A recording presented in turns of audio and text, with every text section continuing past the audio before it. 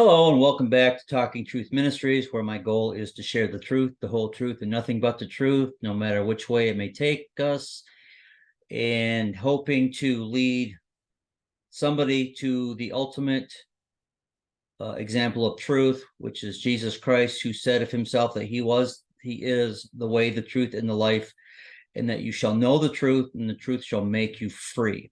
So tonight is my prophecy night, and with what's been going on in the news, I decided to talk about Israel and the importance of the nation of Israel in prophecy, and in today, really the key to understanding today's news.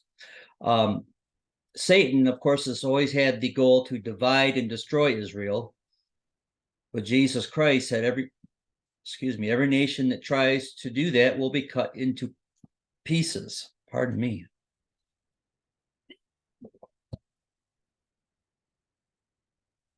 And it seems like since the beginning of the Jewish nation, the Israelis, the Israelites, way back in even before they were an actual nation, Satan has been using all kinds of tactics to try to destroy God's people. And that's what we're going to talk about tonight. Skip that. So present day Israel is this little stretch right here, but all this area is what God promised to give Israel as the promised land. So you can see that's quite a big chunk of land there. You know, modern state of Israel, I believe, is about the size of the state of New Jersey. So that's not very big. So they got a lot of land coming to them. But this is Israel's promised boundaries that one day they will occupy. Now, Israel is mentioned more than 2,500 times in the Bible. And in fact, in the scriptures, it says, he who touches Israel touches the apple or the pupil of God's eye. So hurting Israel is like sticking your finger in God's eye. It hurts him. He gets very angry when people come against his land who are not allowed to do so. Now, there are times in history where God has allowed the enemies of Israel to defeat them only because of their disobedience and rebellion against the law. But the enemies are like Babylon and Assyria and Egypt for a time, and Rome and Greece and Persia. But they've never been allowed to destroy Israel completely. Now, there are some Christians against Israel because most Jews don't believe Jesus is the Messiah, though in recent years, there are many Jews and Arabs actually coming to the knowledge of Christ through dreams and visions. So that, but for the most part, most practicing Jews do not believe Jesus is the Messiah. And then God put the Jews off the land for rejecting Jesus. And some Jews want to rebuild the temple and restart the animal sacrifices. And that's because it's prophesied. And that is their religion. And until they become knowledgeable of Jesus Christ in the new covenant, that's what they're going to do. Even though Jesus is the only sacrifice that God will accept for sin. But God created the nation of Israel. He created the nation of Israel for his glory. God calls himself the God of Israel more than 200 times, and calls himself the Lord God of Israel more than 100 times. Of all the nations on earth, God chose Israel for a special purpose. And according to Ezekiel, God will give Israel a new heart, and they will come to know the truth of the gospel of Jesus Christ. The word of God will come out of Israel at the end of the age. And that's when we have the 144,000 Jewish witnesses who will be evangelizing the world during the time of the tribulation. God will never forsake Israel. Israel will become a crown of glory in the hand of God. God has not cast away his people, Israel, which he foreknew, and all Israel will be saved. Now, does that mean Israeli will be saved, not necessarily, but all the nation as a whole will be saved. There will be members of every tribe. The 12 tribes of Israel will be saved, and God will bless those who bless Israel and curse those who curse Israel.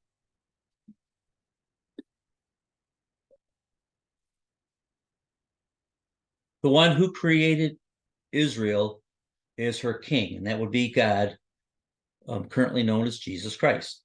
And if you try to destroy the king's people, the king must respond. He's not going to let his people be destroyed. Now, the Lord's name is on Jerusalem, and the Lord will dwell in Jerusalem during the millennium, and the Lord will teach, and his law will go forth out of Jerusalem during the millennium. It is my belief that the Garden of Eden was originally where Jerusalem is today. Now, this graphic I have on the right here is a map of Jerusalem. Now, where the black marks are, there's 3 valleys that are in Jerusalem around it: the Hinnom Valley, the Central Valley, and I forget what the third one is. I can't read it, but the black marks represent they resemble the Hebrew letter Sheen, and the letter Sheen represents God's name. So God literally carved his name into Jerusalem before it was even made, before Jerusalem was even a city. I thought that's pretty interesting.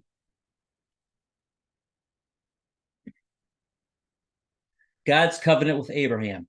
And I will establish my covenant between me and thee and thy seed after thee and their generations for an everlasting covenant, to be a God unto thee and to thy seed after thee. And I will give unto thee and to thy seed after thee the land wherein thou art a stranger, all the land of Canaan for an everlasting possession, and I will be their God. So God promised Abraham, before there was even a nation of Israel, God promised Abraham that his posterity, his descendants, would have all the land of Canaan for an everlasting possession. Notice this: God made an everlasting covenant to give all the land of Canaan to Israel for an everlasting possession and to be Israel's God. So this is either true, it's a lie, or the Bible is wrong. If it's true, and it is, those who oppose Israel are opposing Israel's God, Jehovah, also known as Yahweh. If it is a lie or the Bible is wrong, then we are all in trouble for believing lies and errors. But it's not wrong. It's all true. A word about God's faithfulness in Psalm 105. He is the Lord our God. He has remembered his covenant forever, the word he commanded to 1,000 generations, which includes us. He made an everlasting covenant to give all of the promised land to Israel, and he protected Israel and sent famine and plagues upon those who tried to harm Israel. So never overlook the faithfulness of God. Let's look at 2 important verses in the Song of Moses. When the Most High divided the nations, when he separated the sons of Adam, he set the bounds of the nations according to the number of the angels of God. And Jacob, his people, was the Lord's portion. Israel was the line of his inheritance. This is how I understand it. When God scattered the nations at the Tower of Babel, he divided up the earth. God gave each nation to one of 70 watcher angels to control, but God didn't give anyone the promised land. He kept the promised land for himself, and he set it aside for Israel. So when Nimrod and all of his people, which was pretty much the vast majority of civilization at that time, decided to rebel against God's command to scatter around the world, they decided to build a tower. And according to the book of Jasher, Nimrod's plan was to try to enter into heaven and try to kill God and replace God with one of the false gods. God must have thought this was going to happen because he said so. He says, whatever they think they can do, they will do. So he had to go stop them from doing that. So he scattered them, changed the languages, and pretty much buried the building project, which, believe it or not, has been found in the city of Eridu in the modern day of Iraq, modern land of Iraq.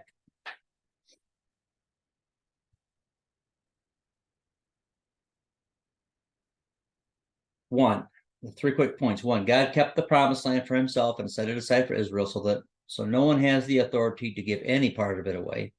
Two, God set the borders of Israel's land, so it is a mistake for the U.S. or anyone else to try to redraw the borders of Israel to create a Palestinian state or whatever.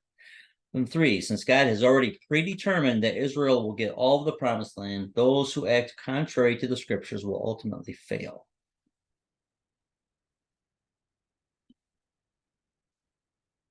But they keep trying because Satan never gives up. The fifth commandment says to honor thy father and thy mother, that thy days may be long upon the land which the Lord thy God giveth thee. The fifth commandment says God gave the promised land to Israel. World leaders ignoring the 10 commandments, but God will deal with them for ignoring them eventually. It's called the last judgment. Now let's look at some Bible stories about God's protection of Israel. Pharaoh's army couldn't destroy Israel. So after the Jews had been in the land of Egypt for hundreds of years, God sent Moses to deliver them. And the process of delivering the Israelites, from the Egyptians resulted in 10 plagues that destroyed most of Egypt and killed off all the firstborn and most of the cattle and most of the grain. So after God sent the 10 plagues on Egypt, Pharaoh said to the Jews to get out of my land. But then later on, he changed his mind and he sent his army to bring the Jews back. The Bible says, with the blast of his nostrils, God parted the waters of the Red Sea and the Jews crossed on dry land. Then Pharaoh's army started to cross, the waters closed, and Pharaoh's army was destroyed. And there is physical evidence to prove that this event happened. There is a place near section on the Egyptian side of the Gulf of Aqaba, a place called Nuweiba, and it's a big plateau of ground on the edge of the water, and there's a land bridge under the water, and you can, when they've gone diving in there, they found actual pieces of chariot wheels and other parts. I wish I would have thought to share the graphics. That's pretty cool. The Bible says they sank as lead in the mighty waters. It says the earth swallowed them. God is without equal. Man's weapons are useless. Man cannot defeat a God. Not just man, the fallen angels, the demons, the whatever. Nobody can defeat a God that could do the things that God has. He is omnipotent. That means he has all power.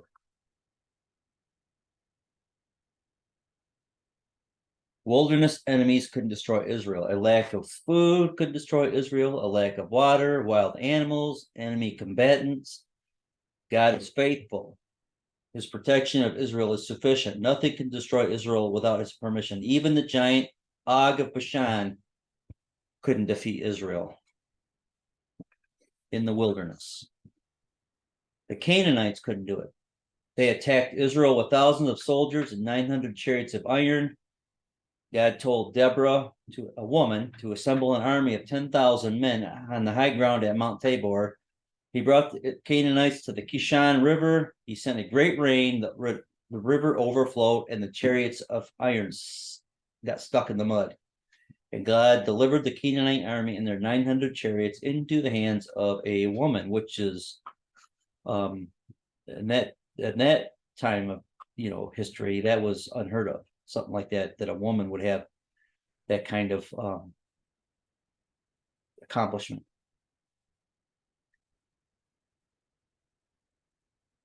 The Midianites, another of Israel's enemies, couldn't do it. They came against Israel with an army of 135,000 men. Gideon raised an army of 32,000 men to fight them, but God trimmed it down to 300 men.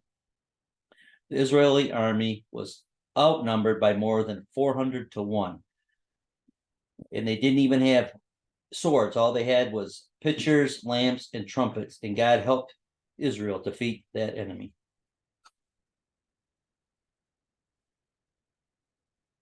Numerous giants. So the promised land, when the Israelites crossed into the promised land, there was giants everywhere. That's why Joshua was commanded to basically annihilate certain tribes. It wasn't just that it was genocide, it was trying to protect humankind from the pollution of genetic perversion and corruption.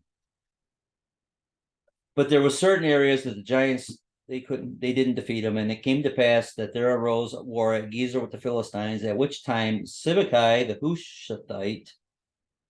Hushathite slew Sippai that was of the children of the giants. So even up to the time of David, there were giants, and they were subdued. And there was war again with the Philistines, and Elhanan, the son of Jair, slew Lami, the brother of Goliath the Gittite, whose spear staff was like a weaver's beam. And yet again there was war at Gath, where was a man of great stature, whose fingers and toes were 24, 6 on each hand and 6 on each foot. He was also the son of the giant. But when he defied Israel, Jonathan, the son of Shimei, David's brother, slew him. These were born unto the giant in Gath, and they fell by the hand of David and by the hand of his servants. And don't forget about Goliath. If you remember, David picked up 5 smooth stones because he knew there were 5 giants, and he didn't know if the other 4 were going to come along after he took down Goliath. The Assyrians couldn't stop Israel. King Sennacherib and his army camped outside the gates of Jerusalem and demanded the surrender of the Jews. But God said, not even one arrow will fall into the city. That night, the angel of the Lord went through the Assyrian camp and killed 185,000 troops. King Sennacherib and the remainder of his army left without firing a shot. Haman couldn't do it. Read the book of Esther. Haman secured a decree from King Ahasuerus to destroy all the Jews in Persia. But God made Esther queen of Persia. She interceded for the Jews, and Haman died on his own gallows. So be careful, you might die on the instrument that you plan to use against Israel. Some modern examples of Israel's amazing victories. Israel's War of Independence. On May 15th, 1948, one day after Israel became a nation, they were attacked by troops from 5 Arab nations: Egypt, Syria, Jordan, Lebanon, and Saudi Arabia. The Arab armies had planes, tanks, artillery, armored cars, and an unlimited supply of guns and ammunition. Israel had mortars, homemade Molotov cocktails, a few days' supply of guns and ammo, but not enough troops, no tanks, and no air force. With God's help, Israel defeated all 5 nations. Israel's Six-Day War in 1967 combined armies from Egypt, Syria, and Jordan with more than 450,000 troops, more than 800 planes, and about 2,800 tanks started moving toward Israel. Israel launched a preemptive strike, wiped out all 3 air forces in about 1 day, and defeated all 3 armies in 6 days. Israel's Yom Kippur War. On October 6, 1973, 13 Muslim nations with more than 600,000 troops, about 600 planes, about 2,000 tanks, and more than $3 billion worth of Soviet supplies launched a surprise attack on Israel and broke through her defenses. 9 days later, Israel was wiping up the ground with them, and the Soviet Union went to the UN pleading for a ceasefire. The Gaza War of 2014. This was overheard in Gaza, and it's an actual headline. It says, their God changes the path of our rockets in midair, said the terrorists. So they couldn't even hit anything they were shooting at in that war. And then, of course, Israel is right now in a war with Hamas and Hezbollah. Hezbollah attacked on one of their holy days, and on a holy Sabbath, and just started slaughtering innocent men, women, and children, beheading babies, taking hostages, and Israel's been fighting them ever since. Benjamin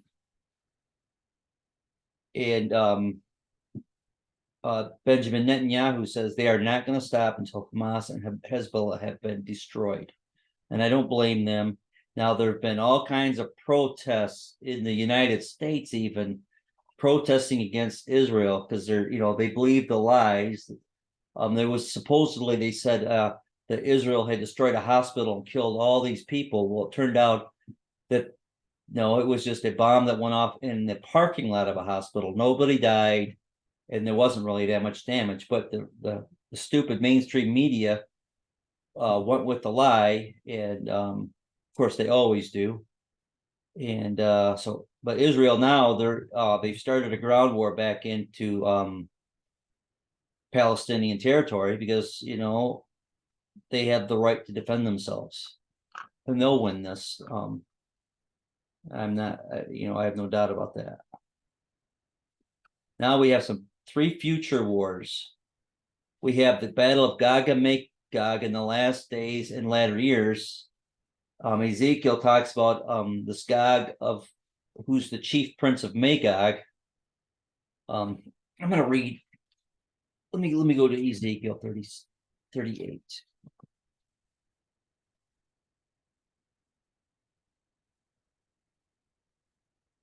This is one of those ones that's really misunderstood a lot. I want to clear some stuff up about it. 38. So the word of the Lord came unto me, saying, Son of man, set thy face against Gog, the land of Magog, the chief prince of Meshech and Tubal, and prophesy against him. Now, some versions say Rosh. Throw in Rosh in there, and Rosh is mistakenly translated to mean Russia. Rosh is not Russia. Rosh means the chief. Where it says in this version, it says the chief prince of Meshech. Well, this chief prince, which is Gog, is most likely like the prince of Persia or the prince of Greece that Daniel talked about. It's a spiritual being that's going to come from the north, which is what's that called? There's a name for it. It's the Hebrew name for the north, and I can't think of it now. But it's a mountain in Turkey. Russia may be involved in this, but this is the land around Israel. The close neighbors, all the Muslim neighbors of Israel, they're going to come against Israel. But this war is going to be so bad, and God's going to utterly destroy these enemies that Israel, they're going to be,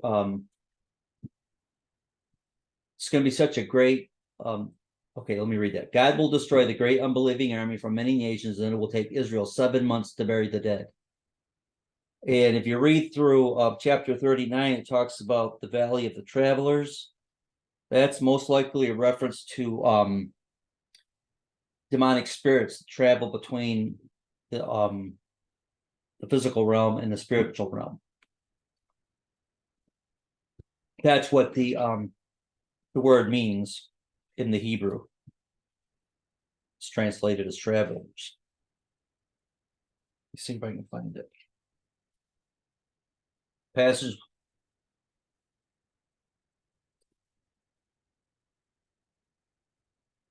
The valley of the passengers, the valley of the travelers. But regardless, it's going to be such a victory that all of the outer Russia or Muslim nations are going to be destroyed. Battle of Armageddon, or it could be called the Battle of Har Moed. The Greek word that's translated Armageddon. There's a, and I don't know. I read this from Derek Gilbert about the word is mistranslated as Armageddon. For one thing, there's no mountain in the valley of Megiddo. It's a valley. But it should be Har Moed. It has to do with this letter that it's the Gimel. It looks like kind of the equivalent of the English G is not supposed to be in there. I forget the whole thing, but basically it should be Har Moed, which is the valley or the mountain of assembly, which would be the Mount of Olives, where the battle is going to take place, or where God, the devil, Satan, the enemy, the Antichrist, all of them, they want Jerusalem, which is where God's throne is going to be. That would make more sense for that battle. But it says, for in those days and at that time, when I shall bring again the captivity of Judah and Jerusalem, I will gather all nations and will bring them down into the valley of Jehoshaphat, and will plead with them there for my people and for my heritage Israel, whom they have scattered among the nations and parted my land. So notice how they throw in there about the land being parted, like they're trying to do now, making a two-state solution in Israel. God's not too thrilled with that idea. He doesn't like that. It's against his plan, and he's going to punish the nations for doing that. God will drag the nations into the battle. We'll just call it the Battle of Armageddon for just for brevity's sake, for telling his people Israel that they have to leave the West Bank because they plan to divide God's land, which is what all the nations are trying to do, thinking they can make peace, but that's not going to make peace, because the Muslims don't care about the land. They care about destroying Israel. They don't like the Jews. They want to kill them all. The Muslim nations, Psalm 83, is believed by many to be a prophecy of a war that hasn't happened yet. And it involves all the nations that are close in to Israel. The Gog-Magog war involves nations that are kind of not real close to Israel, but then there's this inner ring of Muslim nations, and it says, come on, let us cut them off from being a nation, that the name of Israel may be no more in remembrance, for they have consulted together with one consent. They are confederate against thee. The tabernacles of Edom and the Ishmaelites, of Moab and the Hagarenes, Gebal and Ammon and Amalek, the Philistine, with the inhabitants of Tyre. Asher also is joined with them. They have helped the children of Lot. Selah, do unto them as unto the Midianites, as to Sisera, as to Jabin at the brook of Kison, which perished at Endor. They became as dung for the earth. Make their nobles like Oreb and like Zeb. Yeah, let all their princes as Zebah and Zalmunna, which were all destroyed for trying to come against God's people. Now, those battles are most likely not necessarily one and the same, but I think they're going to be all part of the Armageddon campaign at the end of the age. I think it may start out with this Gog of Magog, then these inner nations, and they're going to be destroyed, and then it's all going to come. So there's going to be a lot of war. If you read the book of Revelation, and you got the red horse who's been already on the move for 2,000 years, this continual war throughout the world, but especially in the Middle East. There's always been skirmishes and battles and wars and all kinds of fighting over there. It's all going to culminate one day at what we call the Battle of Armageddon, when Jesus Christ will show up and wipe out all his enemies. God's battle axe. Thou art my battle axe, he said in Jeremiah, and weapons for war. For with thee I will break in pieces the nations, and with thee I will destroy kingdoms. God will use Israel to deal with unbelieving nations. He will cut those unbelieving nations into pieces with Israel. Israel's capabilities. They have the Iron Dome missile defense system. They have Arrow missiles. Samson. They have the Samson option, which is basically nuclear. The nuclear option. Then you have the IDF, the Israeli Defense Force, and then they have all kinds of technology. God's warning about the city of Jerusalem. He said in Zechariah, behold, I will make Jerusalem a cup of trembling. Well, I just heard a message the other day that this word for trembling would more accurately be translated as poisoning unto all the people round about when they shall be in the siege, both against Judah and against Jerusalem. And in that day I will make Jerusalem a burdensome stone for all people. All that burden themselves with it shall be cut in pieces, though all the people of the earth be gathered together against it. At the end of the age, God will cut into pieces every nation, including the U.S., that goes against Israel. At the end of the age, no nation, including the U.S., can survive the judgments of God if they try to interfere with God's plans for Jerusalem. In that day shall the Lord defend the inhabitants of Jerusalem. It will come to pass in that day, and that day is, when it says that day in the Old Testament, it's talking about the second coming of Christ, that I will seek to destroy all the nations that come against Jerusalem. So during the tribulation, God will destroy every nation that comes against Jerusalem. And this shall be the plague wherewith the Lord will smite all the people that have fought against Jerusalem. Their flesh shall consume away while they stand upon their feet, and their eyes will consume away in their holes, and their tongue will consume away in their mouth. God will strike those who fight against Jerusalem, and they will melt while they are standing on their feet. Kind of sounds like maybe God might use nukes. I don't know. Possibility, or God could just melt them. I mean, but you never know. But it's gonna be pretty gruesome for those people. I don't plan on being there. God's warning to Christians. Christians have a special relationship with Israel. We need to always remember that.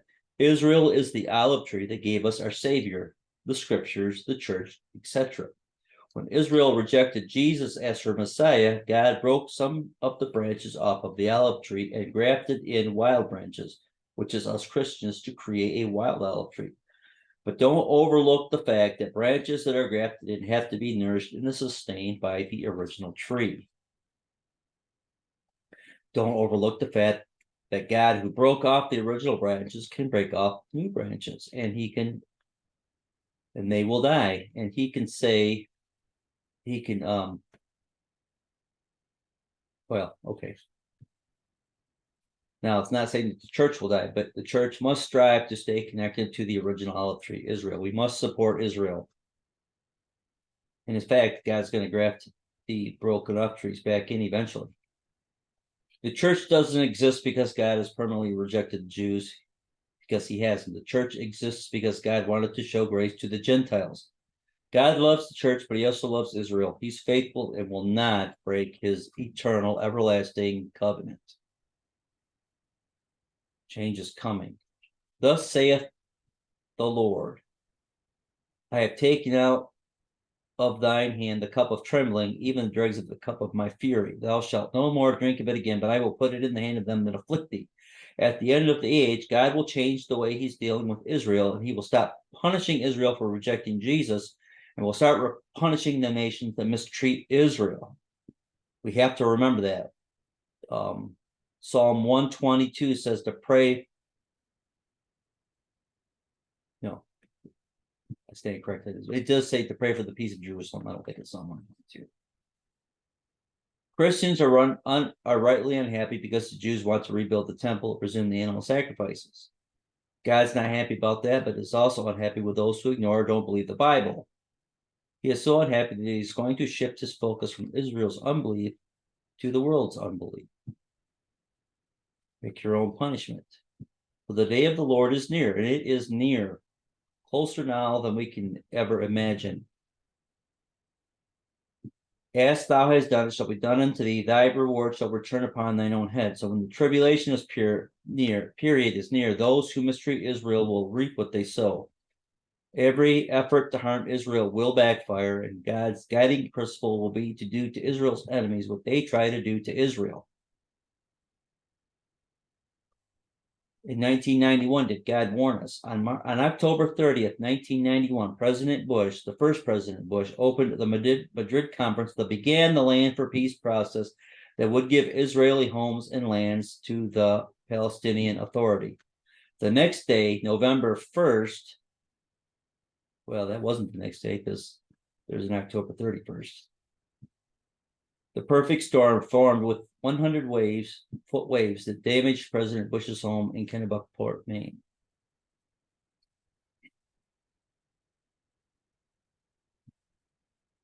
Did God warn us between 91 and 2004? Over the next 13 years, the U.S. pushed the Land for Peace process, which was to divide Israel, and we had 9 of our 10 greatest natural disasters, 5 of the costliest hurricanes ever, 3 of the 4 largest tornado swarms ever. Did God warn us in 2001?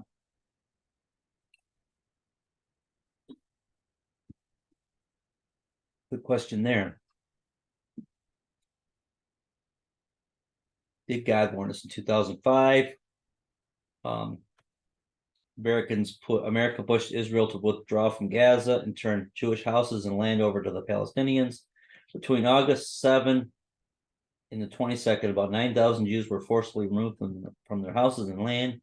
The very next day, August 23rd, 2005, Hurricane Katrina formed in the Gulf.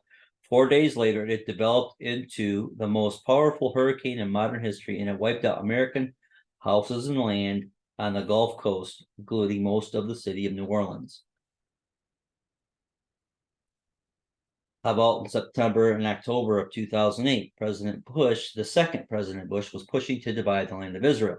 On September 29, the Jewish Feast of Trumpets, the Dow Jones stock market fell 777 points. On October 9th, the Jewish Feast of Atonement, the Dow Jones stock market fell 679 points. And October 15th, Jewish Feast of Tabernacles, the Dow Jones stock market fell 737 points. This 2,193 point drop of the stock market led to the stimulus package and bailout. November 2008, President Bush announced that America will guarantee a Palestinian state. 2 days later, Hurricane Ike, at that time the 4th worst hurricane in American history, struck Texas and passed right over President Bush's house in Crawford, Texas.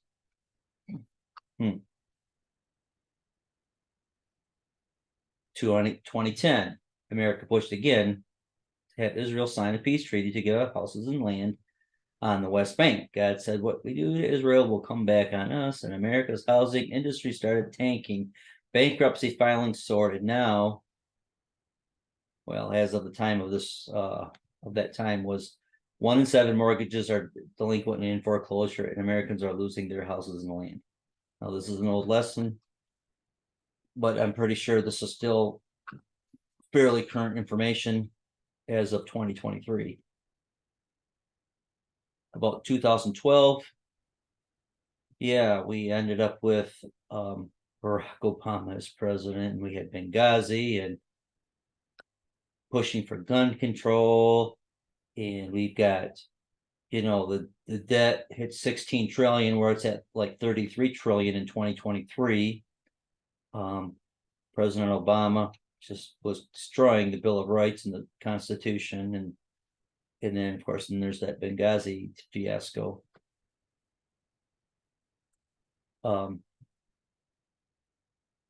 So did we get like a Trojan horse in President Obama because he was friends with Muslims?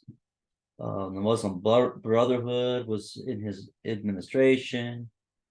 He probably is not an American citizen because the birth certificate scandal, of course, that's been many years ago, and they still never really resolved that. They just kind of just swept it aside. There's other stuff in mind. How about 2011? Japan's state religion is Shintoism. Many gods, not one god called Jehovah. During World War II, Japan formed the Axis alliance with Germany. Between 1993 and 2011, Japan gave more than $1 billion to the Palestinians. On 3/11/2010, exactly 1 year before the tsunami, Japan deplored Israel's building on the West Bank and demanded that Israel stop building. 1 year later,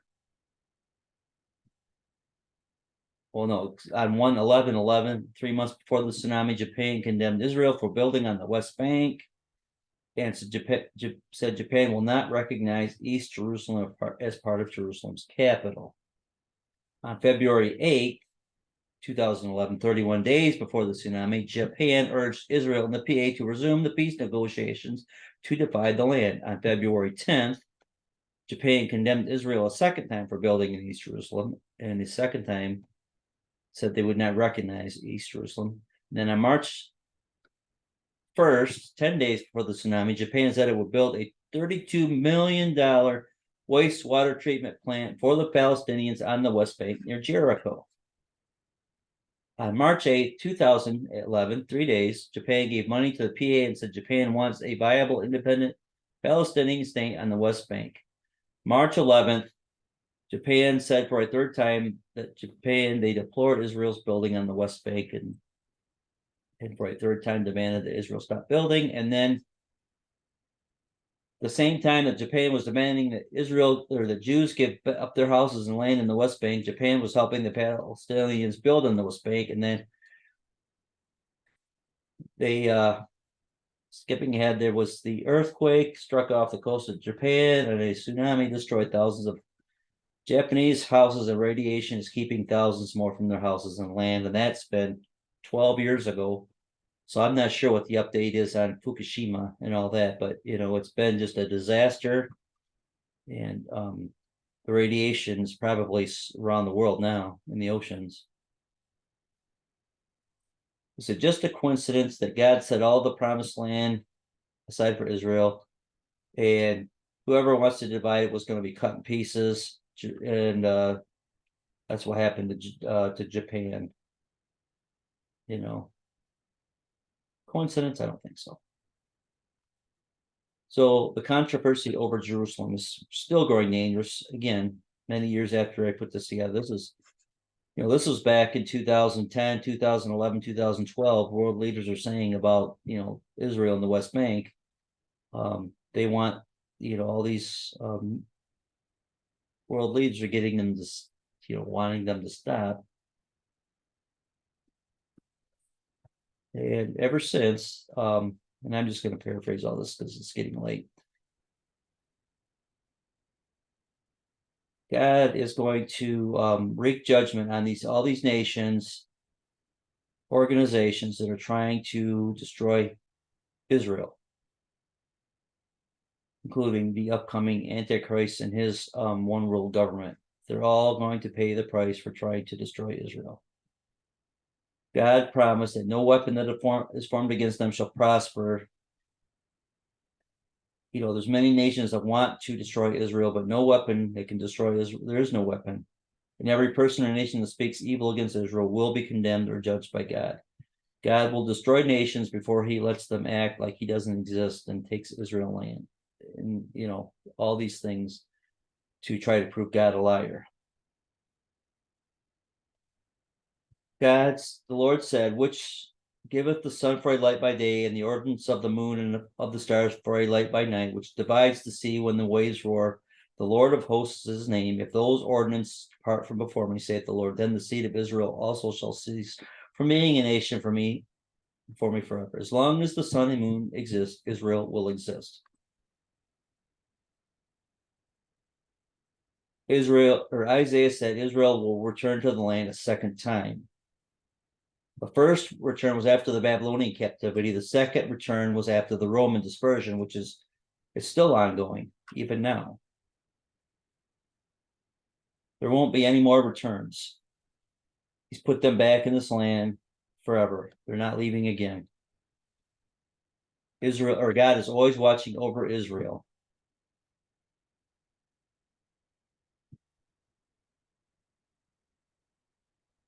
So he says, at that time, this is God's message to Daniel. At that time, the time of the end, shall Michael stand up, the great prince, which stands for the children of thy people. And there shall be a time of trouble, such as never was since there was a nation, even to that same time. And in that time, thy people shall be delivered, every one that shall be found written in the book. Michael, the great prince, is an archangel. The children of Daniel's people are the Jews at the end of the age. Michael is an archangel, or a war angel.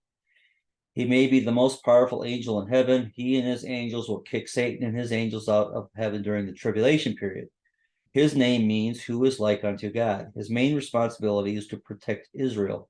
At the end of the age, the archangel Michael will intercede against many nations on behalf of Israel to make sure that Israel survives until the second coming. A very important Bible teaching. Christians need to wear the whole armor of God to stand against principalities, against powers, against the rulers of the darkness of this world, against spiritual wickedness in high places, because we are surrounded by satanic spiritual forces that can't be defeated with man's weapons or human power.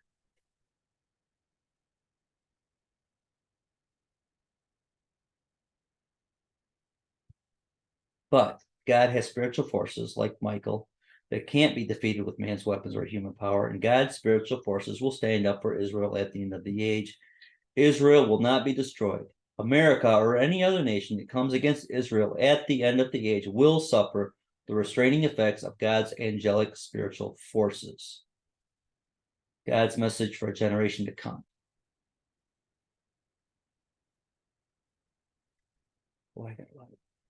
This is a long message.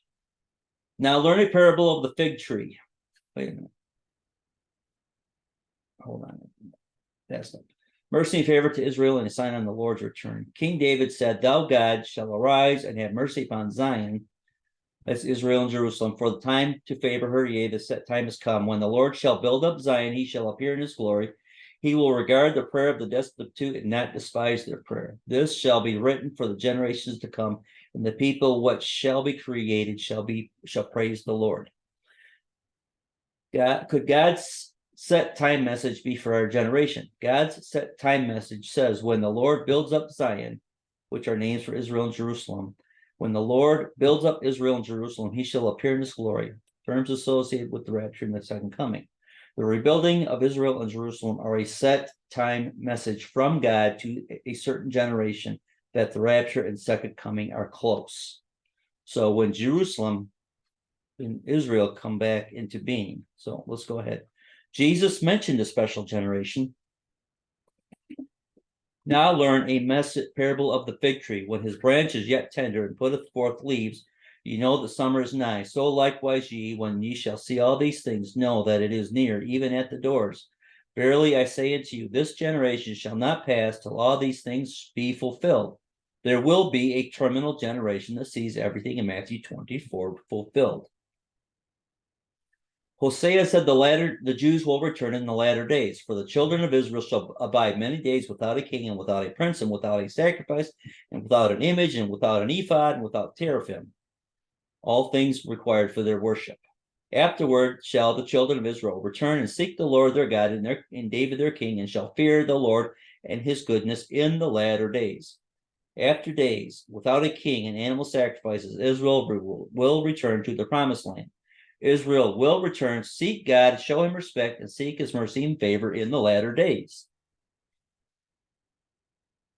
Some believe Hosea said Israel will return in 2 to 3,000 years. Come and let us return unto the Lord, for he hath torn and he will heal us. He hath smitten and he will bind us up. After 2 days or 2,000 years in God's time will he revive us. In the third day he will raise us up and we shall live in his sight. It's been 2,700 years, almost 3 God days since Hosea said this. And now Israel is a nation and some Jews are seeking the Lord. The latter days have arrived. Could this be a picture of the resurrection? Jesus was raised from the dead on the third day. Israel was raised from the dead, became a nation on the third day from Hosea's time. The valley of dry bones. These bones are the whole house of Israel. God said, I will cause breath to enter into you, and ye shall live, and I will lay sinews on you, and will bring up flesh on you, and cover you with skin, and put breath in you, and ye shall live, and ye shall know that I am the Lord. It's a picture of the resurrection. God would bring the Jews out of their graves, which means he would bring the Jews out of the nations they were scattered to. He would restore Israel in a step-by-step fashion and finally breathe life into them. The restoration of Israel is like a resurrection from the dead. Some believe that the Holocaust was a fulfillment of Ezekiel 37, as it was instrumental in the rebirth of the nation of Israel.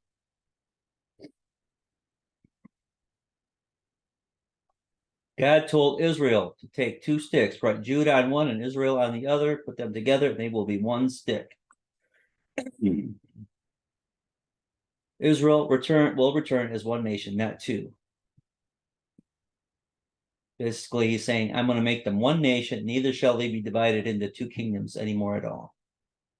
On May 14th, 1948, Israel came back into being as one nation, not two. There is no northern kingdom called Israel and southern kingdom called Judah. There is just one nation, and it is called Israel. Jesus is a special sign. Concerning the first coming, the angel Gabriel said the Messiah will appear 49 weeks plus 62 weeks, or 483 years after the command to rebuild Jerusalem. Concerning the second coming, King David said, after Israel and Jerusalem are rebuilt, the Lord will appear in his glory. So let's look at Ezekiel's prophecy concerning Israel's return. Ezekiel chapter 4, verses 1 through 8. In this passage, we see 430 years of judgment pronounced upon Israel. 70 years can be accounted for by the Babylonian captivity. This leaves 360 years that does not seem to fit any particular date in history.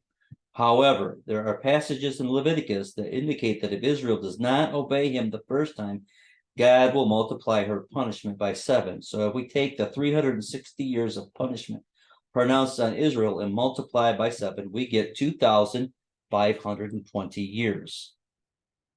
So when Israel returned back from the Babylonian captivity, they did not really obey God's commandments.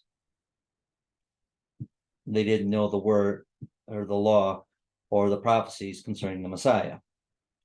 Knowing the Bible deals in 360-day years, the Jewish calendar consists of 12 30-day months.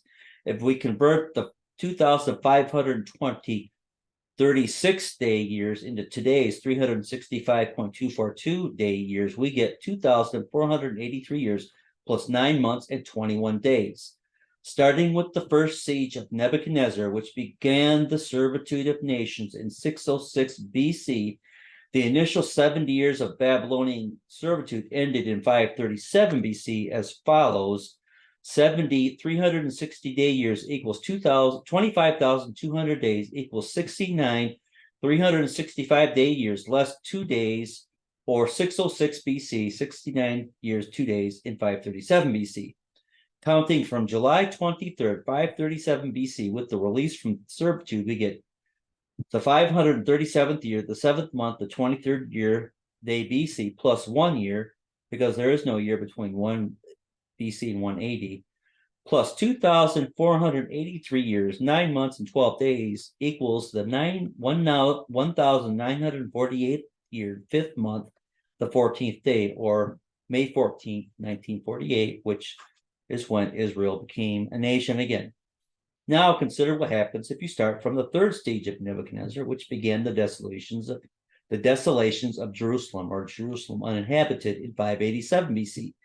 Counting from August 16th, 518 BC, which was as the completion of the desolation of Jerusalem. Then we have 518 years, 8 months, and 16 days, plus 1 year, plus 2,483 years, 9 months, 21 days equals 1,967th year, the 6th month and 7th day, which is June 7th, 1967. As a consequence of the 6-day war, the old city of Jerusalem fell under Israeli control for the first time since Jesus' prediction in Luke 21:24, and they shall fall by the edge of the sword and shall be led away captive unto all nations, and Jerusalem shall be trodden down by the Gentiles until the times of the Gentiles be fulfilled.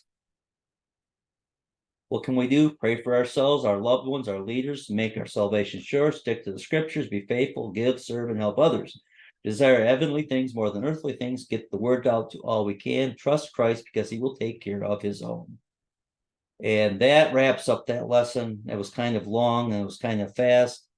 But research it, especially the prophecy about the returning of Israel to the land in 1948.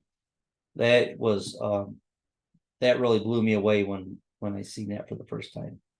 So that's it for tonight. Good night and God bless. And keep believing and keep looking up. Also hit the subscribe button.